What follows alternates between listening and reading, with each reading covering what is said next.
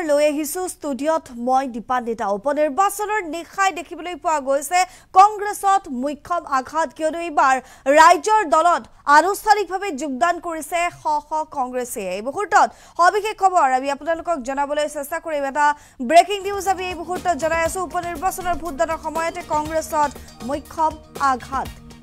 কংগ্ৰেছত খহনীয়া বুলি ক'ব লাগিব। একেলগে ৫ শতাধিক কংগ্ৰেছীয়ে যোগদান কৰিছে ৰাইজৰ দলত।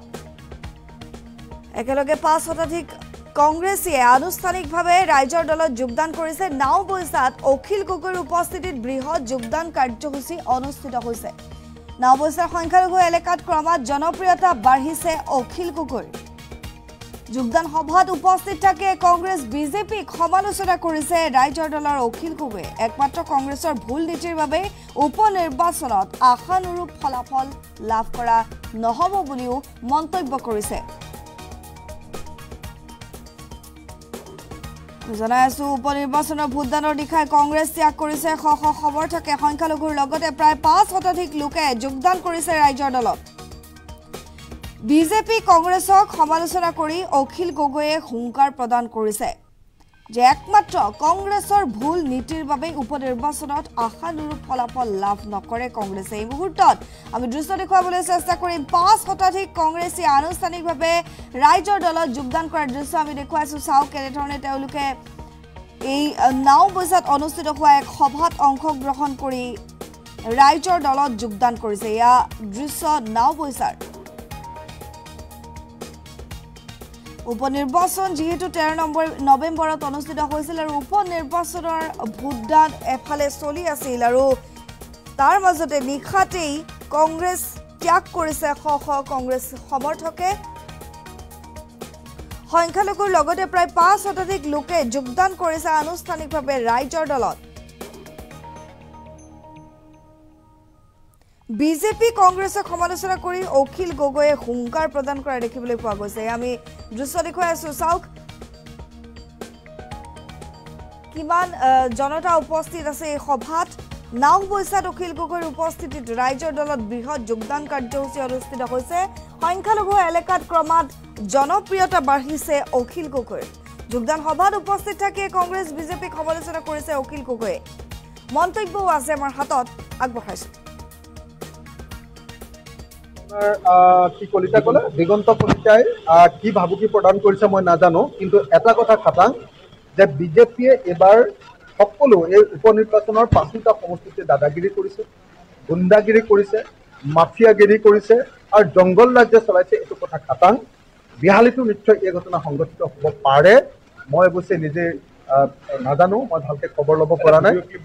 কিন্তু সেইকাৰণে মই এই মুহূৰ্তত যিসকলে এনেকুৱা ধৰণৰ কাম কৰিছে, যিসকলে ভোটাৰক ভয় খুৱাইছে, যিসকলে নাগৰিকক ভয় খুৱাইছে, যিবিলাকে কোনোবা দলৰ সমৰ্থকক ভয় খুৱাইছে, ভীতি প্ৰদৰ্শন কৰিছে, সেইসকলক তেওঁ ৰঞ্জিত দত্তই হওক বা তেওঁ দিগন্ত কলিতাই হওক, তেওঁলোকক গ্ৰেপ্তাৰ কৰিবৰ কাৰণে আমি ৰাইজৰ দলৰ সভাপতি হিচাপে দাবী উত্থাপন হোৱা নিৰ্বাচনী হিংসাই প্ৰমাণ কৰিছে যে নিৰ্বাচন আয়োগটো সামান্যতমো নিৰপেক্ষ নহয়।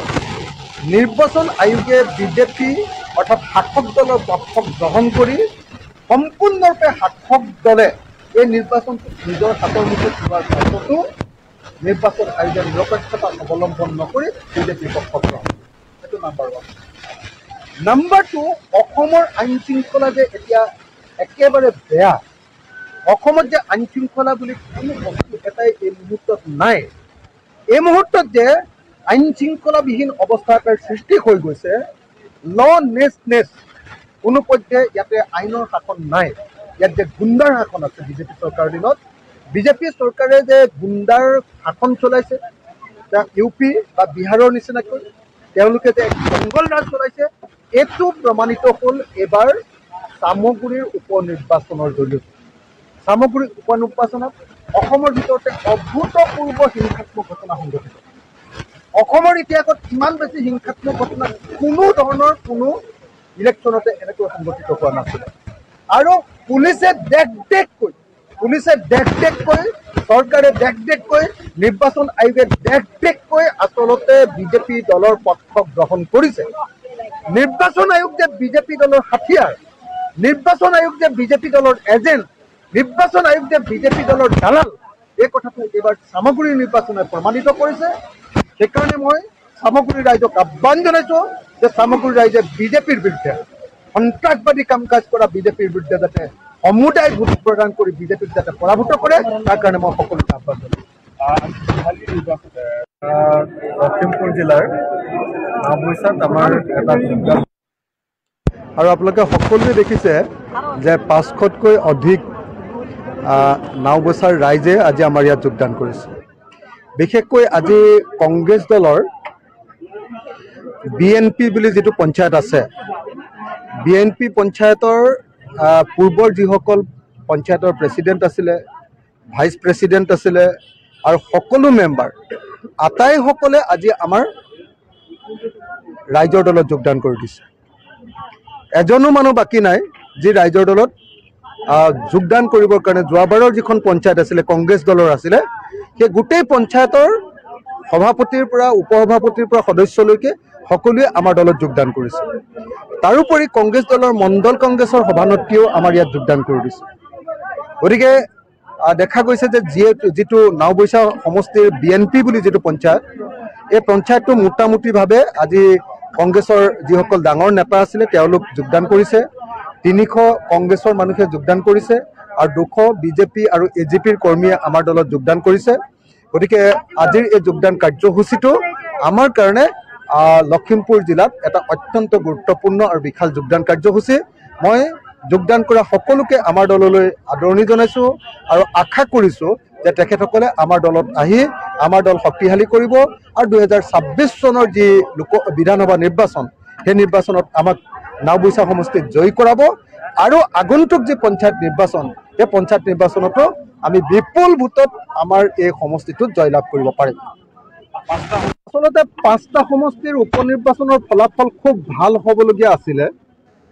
আমি এতিয়াও আশা কৰোঁ যে বিজেপি দলে আটাই 5টাতেই পৰাভূত হওক, কিন্তু কংগ্ৰেছৰ হঠকাৰী নীতিৰ কাৰণে, কংগ্ৰেছৰ প্ৰতাৰণা আৰু বিশ্বাসঘাতকতাৰ কাৰণে, কংগ্ৰেছ দলে আন বিৰোধী দলবিলাকক অৱমাননা কৰাৰ কাৰণে আচলতে আমি শাসক দলক বিজেপিক কংগ্ৰেছ দলৰ কাৰণে আমি আচলতে কিছু চান্স বা সুবিধা দিয়াৰ নিচিনা হৈছে।